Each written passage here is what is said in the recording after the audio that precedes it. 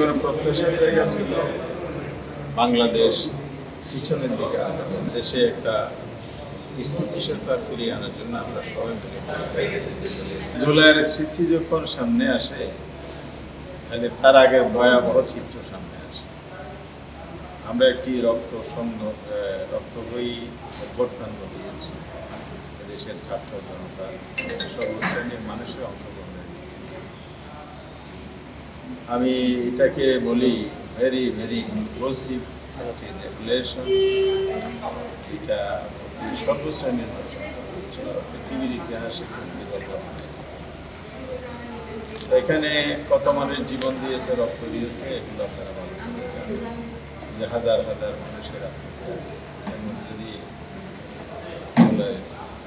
36 জুলাই যেটা জুলাই 1 তারিখ শুরু হলো, আগস্ট 5 তারিখ শেষ হলো।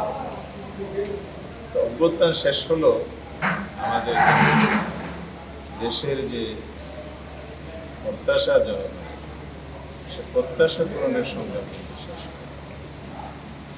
আমরা যদি 5 তারিখ আসি, সেদিন এই রক্তবয়ী ঘটনা শেষ পরিণতি হয়েছে। যার কারণে এই ঘটনাগুলো সংঘটিত হয়েছে, আন্দোলন সংগ্রাম হয়েছে। দীর্ঘ 15 বছর ফেসিবাদী শাসন, সেই ফেসিবাদী শাসন অবস্থা কায়েমের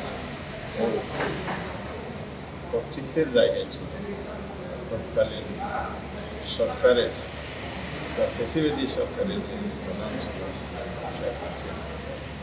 তিনি দেশ ছেড়ে পালিয়ে যেতে বাধ্য হয়েছিলেন। আমরা আজকের এই দিনে যে বিশাল একটা আসলে কথা তো আসছে না, তো ভাষা হারিয়ে যায় বলে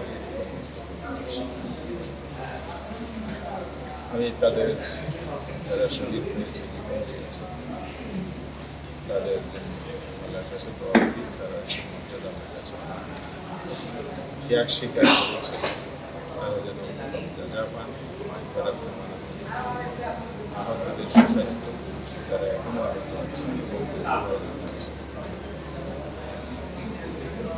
5 তারিখ একটি ন্যাশনাল কনসার্টের ভিত্তিতেই সিদ্ধান্ত হয়েছিল রাজনৈতিক দলগুলো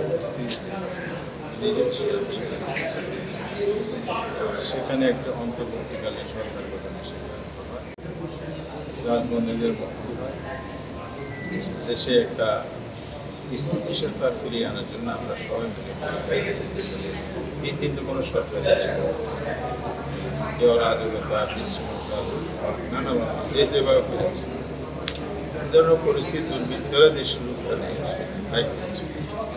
সেগুলো আমরা আপসীন যাতে করে প্রতি বিপ্লবের আশঙ্কা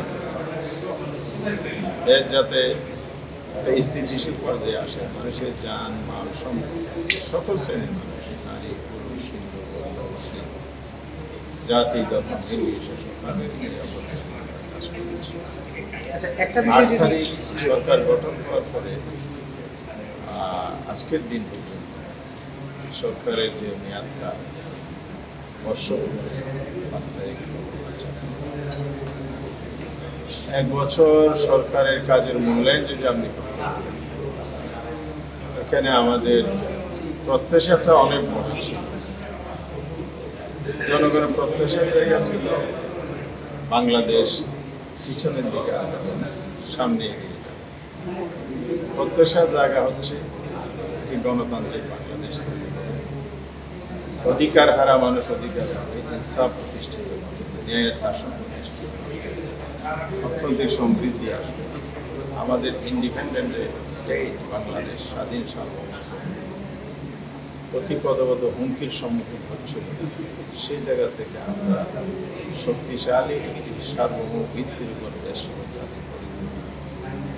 সারা বিশ্বে যে আলোড়নকারী ঘটনা বিশ্ববাসী দেখেছে, সেই জায়গায় বিশ্বের কাছে যে বাংলাদেশের মর্যাদা পূর্ণ হয়েছিল, বিভিন্ন পর্যায়ে বাণিজ্যিক ক্ষেত্রে তার সুনাম হারিয়েছে, পররাষ্ট্রনীতির ক্ষেত্রে তার সঠিকতাকে সুযোগ দেওয়া হয়েছে। বাংলাদেশের অর্থনৈতিক জায়গাটা বৈদেশিক বিনিয়োগ সহ ক্ষতিগ্রস্ত হয়েছে। এই জায়গাগুলো আমরা আশা করি সরকারের আমলে হয়ে সামনে